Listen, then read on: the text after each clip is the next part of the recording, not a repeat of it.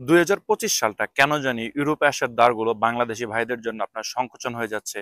Romania এখন বন্ধ হওয়ার পথে, কি কারণে সেই জিনিসগুলা, এবং ক্রোয়েশিয়া আপনারা জানেন মোটামুটি নিজেকে গুটিয়ে নিয়েছে। সেই সঙ্গে সার্বিয়ার যে সার্বিক পরিস্থিতি, সাময়িক উত্তাল, সেই জিনিসগুলা, এবং দেখা যাচ্ছে সবচেয়ে বড় যে প্রবলেমটা, বিভিন্ন প্রকার এজেন্সি নানাভাবে প্রতারণাগুলো করতেছে সেই জিনিসগুলা। ওভারঅল সবকিছু মিলিয়ে এবং জার্মানির কিছু নতুন সিদ্ধান্ত, মানে এক কথায় যদি আমি বলতে চাই, 2025 সালটা এরকম একটা সময় এসে আমরা দাঁড়িয়েছি যেখানে আপনার প্রত্যেকটা স্টেপ খুব সতর্কতার সহিত ফেলতে হবে, তাহলে আপনার ইউরোপ আসার জিনিসটা বা ইউরোপ আসার যে স্বপ্নটা সেটা সত্যি হতে পারে।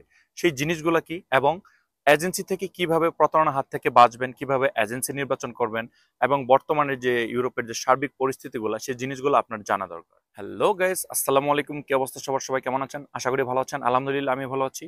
বরাবর মতো ইউরোপের অত্যন্ত একটা গুরুত্বপূর্ণ ভিডিও নিয়ে আপনাদের সঙ্গে হাজির হয়েছি। তার কারণ, এই ভিডিওতে আমি A to Z আপনাকে তুলে ধরার চেষ্টা করব কিভাবে আপনি গাইডলাইনগুলো ফলো করলে ইউরোপ আসার স্বপ্নটা আপনার সত্যি হতে পারে, এবং এজেন্সি বাছাইকরণের ক্ষেত্রে আপনি কোনো প্রকার প্রতারিত হবেন না, এবং যে ডিরেকশনগুলো আমি আপনাকে দেবো আপনি যদি সেই ডিরেকশনগুলো মানেন, তাহলে ইনশাল্লাহ আশা করি আপনাকে কেউ প্রতারণা বা প্রতারিত করতে পারবে না। এবং সেই সাথে রোমানিয়ার দ্বারটা আপনার সংকোচন হতে যাচ্ছে, বা রোমানিয়ায় বাংলাদেশের শ্রমজীবী যে সকল ভাইয়েরা বিগত দিনে আসছেন বা যারা নতুন করে আসার চিন্তা ভাবনা করতেছেন, তাদের জন্য বন্ধ হওয়ার একটা উপক্রম হয়ে গেছে আমাদেরই বাংলাদেশি কিছু মানে দুর্নীতিগ্রস্ত মানুষের কারণে। এবং সেই সাথে জার্মানির বর্তমান যে সার্বিক পরিস্থিতিগুলো সেগুলো খুব সংকোচন, এবং দেখা যাচ্ছে আপনার ক্রোয়েশিয়া মোটামুটি নিজেকে গুটিয়ে নিয়েছে, বাট কিছু ওয়ে খোলা রয়েছে এবং কিছু শর্ত সাপেক্ষ দিয়ে দিয়েছে, সেই সঙ্গে সার্বিয়া।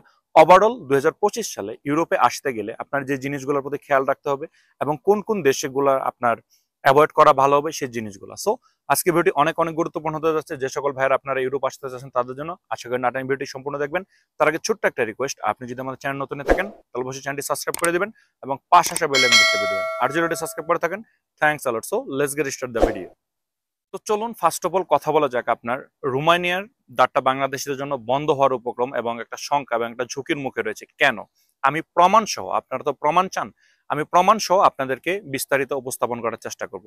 ফার্স্ট অফ অল আমি বলবো, রোমানিয়াতে বাংলাদেশের নিযুক্ত এম্বাসিতে যে রাষ্ট্রদূত রয়েছিল, সাবেক রাষ্ট্রদূত, তার কিছু প্রতারণা এবং তার কিছু ছলনা এবং তার কিছু দুর্নীতিগ্রস্ত আশাকাঙ্ক্ষা মনোভাবের কারণে আজ আমাদের এই অবস্থা। কি অবস্থা?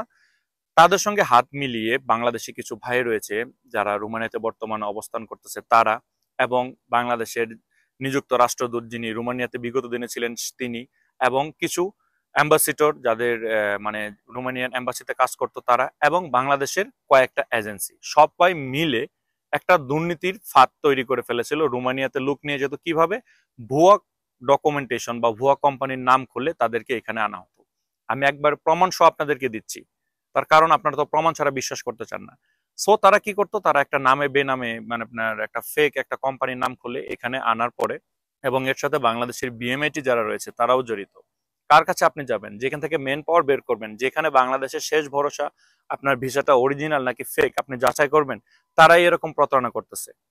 সবাই আবার খারাপ না। তো চলুন কথা বলতেছিলাম যে বিষয়টা নিয়ে, তাদের যে মানে পাতা ফাট্টা রয়েছিল, তারা এখান থেকে বাংলাদেশ থেকে লোক এখানে নিয়ে গিয়ে কোনো টিআরসি কার্ড করে দিতে পারতো না, এবং সেখান থেকে আপনার বাংলাদেশি ভাইয়েরা অন্য দেশে পালিয়ে চলে যেত, এবং অনেকেই রয়েছে যে পালিয়ে যাওয়ার উপক্রম হলে ধরা পড়ে বাংলাদেশে ফেরত আসতো। এই সকল অপকর্ম এবং দুর্নীতির বিরুদ্ধে যে কথা বলতে যেত তাদেরকে রোমানিয়ান পুলিশ দিয়ে হেনস্থা করে বাংলাদেশে পাঠিয়ে দেওয়া হতো।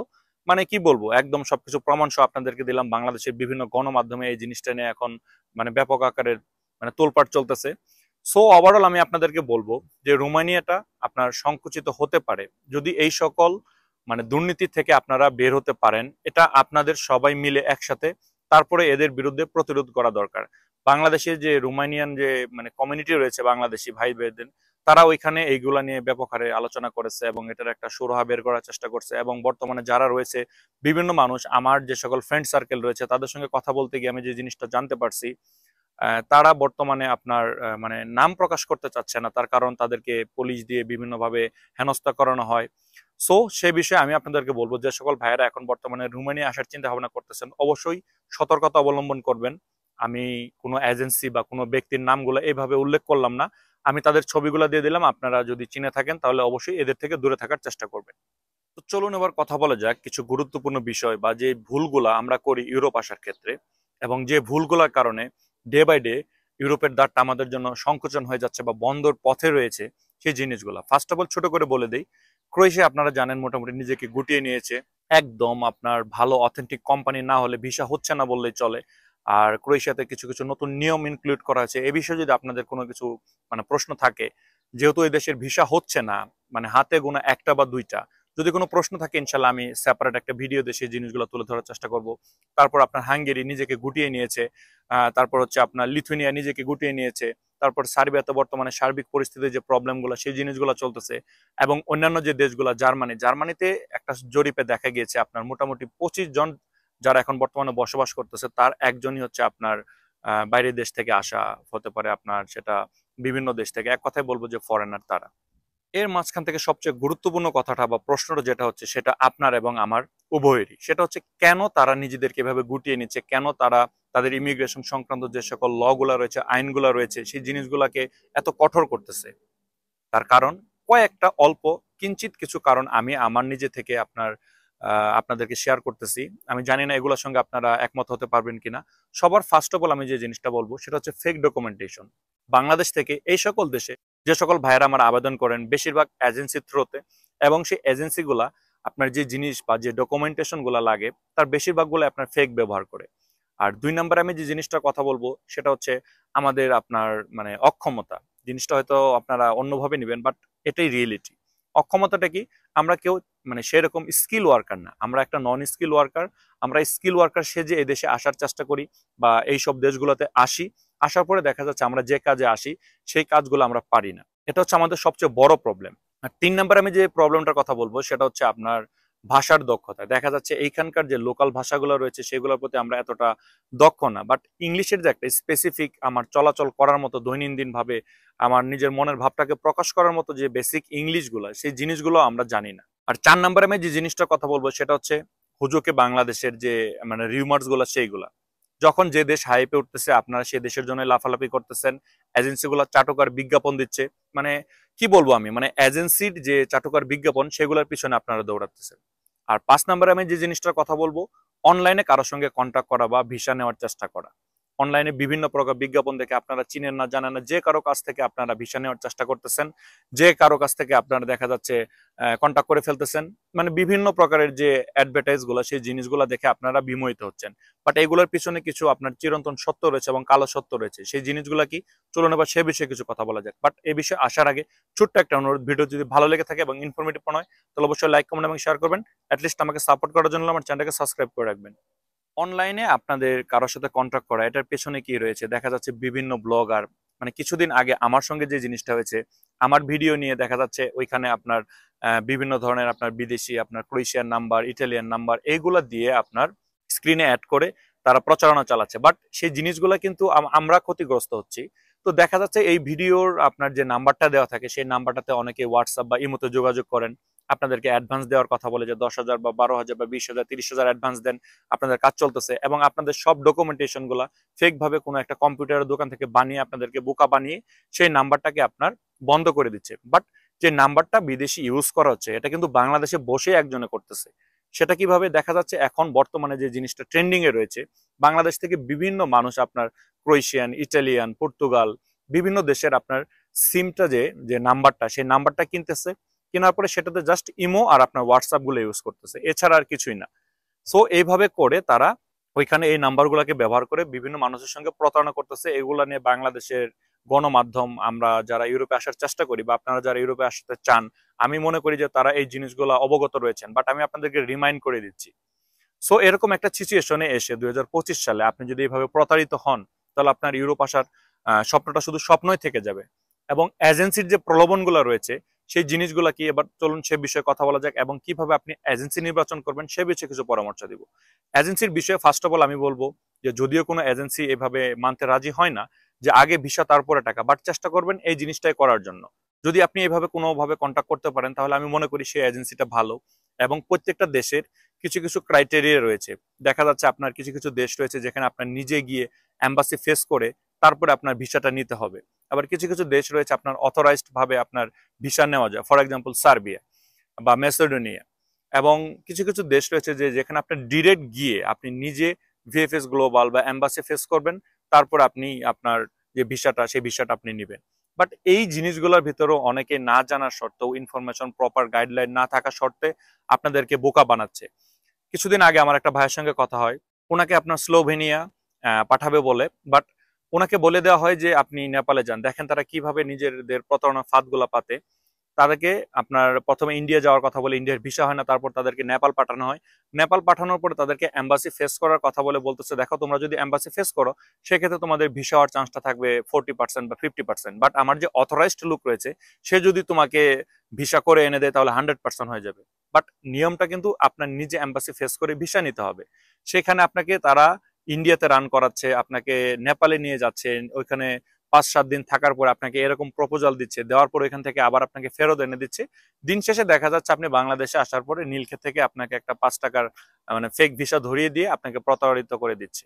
এই ভিসা নিয়ে আপনি বাংলাদেশে যখন ফ্লাই করতে যাবেন, দেখা যাচ্ছে বাংলাদেশে ম্যান পাওয়ার যারা করে দেয় তারা বিভিন্ন অসাধু কিছু কর্মকর্তা রয়েছে, তারা এটার উপর ফেক ভিসার উপরে ম্যান পাওয়ার দিয়ে দেয়। বাট আপনি ক্ষতিগ্রস্ত হবেন যখন আপনি আপনার গন্তব্যে বা বাংলাদেশি এয়ারপোর্টটাকে যখন ক্রস করবেন তখন। আশা করি জিনিসগুলো ক্লিয়ার। বাট এই সকল প্রতারণার ফাঁদে সবচেয়ে বেশি পড়তেছে হচ্ছে আমার যে সকল ভাইয়েরা মিডিল ইস্টে রয়েছেন তারা। তার কারণ মিডল ইস্টে যে সকল ভাইরা রয়েছে তারা ব্যাপক হারে অনলাইন যে ভার্চুয়াল জগতের যে অ্যাডগুলা সেগুলো দেখে তাদের সাথে কন্ট্যাক্ট করতেছে, এবং তারা দূরে থাকে তাদেরকে বলছে যে অথরাইজড মাধ্যম দিয়ে ভিসা করে এনে দিব। আমি আমার মিডল ইস্টের ভাইদের আমি উদ্দেশ্য বলবো যে আপনারা যে যে দেশে অবস্থান করতেছেন সেই দেশে মোটামুটি প্রত্যেকটা দেশেরই, ইউরোপের মোটামুটি সবগুলা দেশেরই এম্বাসি থাকে। যদি কোনো এজেন্সি আপনাকে বলে যে আমরা অথরাইজড ভাবে ভিসা করে এনে দিব, আপনারা এটাতে কখনোই রাজি হবেন না। আপনারা নিজেরা এম্বাসি ফেস করেন। এম্বাসি ফেস করতে আপনার এমন কোনো আহামরি বা এমন কোনো হার্ড কোনো কিছু আপনাকে জিজ্ঞাসা করবে না। কিছু কিছু এম্বাসি রয়েছে যে আপনার ডকুমেন্টেশন দেখে আপনাকে ভিসা দিয়ে দিবে, আপনাকে কোনো ইন্টারভিউ নেবে না। সো আশা করি জিনিসটা ক্লিয়ার। এজেন্সি চেনার আর একটা গুরুত্বপূর্ণ বিষয়, যে এজেন্সি আপনার হয়ে কাজ করবে সে আপনাকে কোনো বাড়তি বা বানিয়ে কোনো কথা বলবে না। ভিসাটা ডিপেন্ড করবে অ্যাকচুয়ালি আপনার লাকের উপর। দেখা যাচ্ছে এরকম বিগত দিনে অনেক হিস্ট্রি রয়েছে যে আপনার কোম্পানি ভালো, সেই কোম্পানিতে অ্যাভেলেবেল ভিসা হচ্ছে, আপনার ডকুমেন্টেশন প্রপার, সবকিছু ঠিকঠাক রয়েছে, বাট অ্যাম্বাসিডরে কোনো কিছু বা যারা অ্যাম্বাসিতে কর্মরত অবস্থায় রয়েছে ভিসা অফিসার, তার কাছে মনে হচ্ছে যে আপনি কোনোভাবে মানে মানে কোনো প্রকারের ঝামেলা করবেন, আপনাকে ভিসা দেয়নি। বাট এই সকল যে সকল ভাইয়েরা গ্যারান্টি দিচ্ছে, যে সকল এজেন্সি আপনাকে 100% ভিসা করে দিবে, হ্যাঁ ঠিক আছে, আমরা জানি যে সার্বিয়াতে অথরাইজড ভাবে ভিসা হয়, সেটা 1000 জন আবেদন করলে আপনার 10 জনের ভিসা হয়। সেই ক্ষেত্রে দেখা যাচ্ছে আপনার যদি একটা এজেন্সি থেকে 20 জন আবেদন করেন, 10 জনের ভিসা হচ্ছে আর 10 জনের হচ্ছে না। সো যে সকল ভালো অথেন্টিক এজেন্সি তারা আপনাকে কোনো কিছু বাড়িয়ে বলবে না। আর 3 নাম্বার আর একটা কথা বলবো, সেটা হচ্ছে আপনার লিগেল যে প্রসেসিং বা যে সকল মানে প্রক্রিয়াগুলো আপনার সম্পূর্ণ করে তারপর আপনার ভিসাগুলো হয়, আপনার সেই এজেন্সি যদি ভালো হয় আপনাকে সেই জিনিসগুলো জানিয়ে দেবে। ফর এক্সাম্পল সার্বিয়ার ক্ষেত্রে আপনাকে পিপিজেড ভেরিফিকেশন, আগে যে নাম্বারটা ছিল এখন সেটা তুলে দিয়ে নতুন নিয়ম করে দিয়েছে। বাট অনলাইন অ্যাপ্রুভালের ক্ষেত্রে আপনার নতুন করে যে রিমোসটা বাংলাদেশে চলতেছে, আইডি পাসওয়ার্ড কেউ বলে দিচ্ছে না, কেউ বলে দিচ্ছে, অথেন্টিক এজেন্সি হলে আপনাকে আইডি পাসওয়ার্ড দিবে। আর 3 নাম্বার হচ্ছে দেখা যাচ্ছে অনেক এজেন্সি বলতেছে আপনাকে অথরাইজড মাধ্যমে ভিসা এনে দিব, বাট আপনার যেহেতু অপরচুনিটি রয়েছে আপনি নিজে গিয়ে ভিসা নিতে হবে, সেক্ষেত্রে আপনার নিজের যাওয়াটাই ভালো। এক কথায় বলবো, সেই এজেন্সিগুলো আপনাকে বাড়িয়ে বলবে না। আর সবচেয়ে বড় এবং যে গুরুত্বপূর্ণ যে জিনিসটা, আপনারা প্রত্যেকটা এজেন্সির যে রেজিস্ট্রেশন নাম্বারগুলো রয়েছে সেগুলো দেখার চেষ্টা করবেন। কেউ একজন এসে ওইখান থেকে মানে ইউরোপে চলে আসছে, তার মানে যে আপনিও আসতে পারবেন এটার কিন্তু মানে কোনো নিশ্চয়তা নেই। মানে সবচেয়ে বড় আরেকটা যে বিষয় সেটা হচ্ছে মানে চাটুকার বিজ্ঞাপন থেকে সেই সকল এজেন্সিগুলো দূরে থাকবে। যে সকল থার্ড পার্টি এজেন্সি রয়েছে তারা মোড়ক লাগিয়ে বিভিন্ন প্রকারের বিজ্ঞাপন দিয়ে আপনাকে বিমোহিত করার চেষ্টা করবে, বাট যারা ভালো অথেন্টিক এজেন্সি তারা আপনাকে এরকম বিমোহিত করতে মানে কোনো চাটুকার বিজ্ঞাপন দিবে না। এবং সরজমিনে আপনারা সেই এজেন্সিতে গিয়ে তাদের বিগত দিনের হিস্ট্রি, তারা কিভাবে লোক পাঠিয়েছে, কতজন পাঠিয়েছে, সেই জিনিসগুলো ইনভেস্টিগেশন করার চেষ্টা করবেন। এবং পরিশেষে আমি বলবো যে আপনারা টাকা পয়সা লেনদেনের ক্ষেত্রে অল্প কিছু পরিমাণ টাকা পয়সা লেনদেন করবেন। এবং কিছু কিছু এজেন্সি তো রয়েছে যে আপনাকে মঙ্গল গ্রহে পাঠিয়ে দেয়। বাংলাদেশ থেকে এই মুহূর্তে আপনি যদি ইউরোপে আসতে চান, আমি মনে করি সার্বিয়া, নর্থ মেসিডোনিয়া, তারপর হচ্ছে আপনার মন্টিনিগ্রো, নন সেনজেনের ভিতরে এই দেশগুলো, এবং সেনজেনের ভিতরে আপনার বুলগেরিয়া, রোমানিয়ার কি অবস্থা এটা তো আমি বলতেই আসছি, এবং অন্যান্য যে দেশগুলো রয়েছে আপনাকে সেই দেশগুলো তো পাঠিয়ে দেয়। এই কয়েকটা দেশ ছাড়া ভিসা হচ্ছে না বললেই চলে। আপনাকে দেখা যাচ্ছে বলতেছে আপনাকে লুক্সেমবার্গ পাঠিয়ে দিবে, আপনাকে বলতেছে আপনাকে সুইডেন ওয়ার্ক ভিসা পাঠিয়ে দিবে, আপনাকে বলতেছে আপনাকে আপনার ইটালি পাঠিয়ে দিবে, আপনাকে বলতেছে যে আপনার এস্তোনিয়া পাঠিয়ে দিবে। বিভিন্ন ধরনের মানে চাটুকার বিজ্ঞাপন দিচ্ছে। এই সব জিনিস থেকে দূরে থাকতে হবে। হ্যাঁ, এই সকল দেশে ওয়ার্ক পারমিটে আসা, বাট বাংলাদেশ থেকে খুব রেয়ার। আশা করি জিনিসটা ক্লিয়ার। ওভারঅল আমি আপনাদেরকে বলবো, আমি জানি না আজকের ভিডিওটি আপনারা কে কিভাবে নেবেন, বাট আমি চেষ্টা করছি যে যে জিনিসগুলোর প্রতি আপনার সতর্ক থাকা দরকার সেই জিনিসগুলা অবশ্যই আপনার মানে জানার দরকার। সো ভিউয়ার্স, আজকে ভিডিও বড় করবো না, ইনশাল্লাহ পরবর্তী ভিডিওতে আরো কিছু গুরুত্বপূর্ণ আলোচনা করবো, সেই ভিডিওটি দেখার অনুরোধ জানিয়ে আজকে ভিডিও এখানে শেষ করতেছি। সবাই ভালো থাকবেন, প্রতারণার হাত থেকে বেঁচে থাকার চেষ্টা করবেন। আসসালামু আলাইকুম।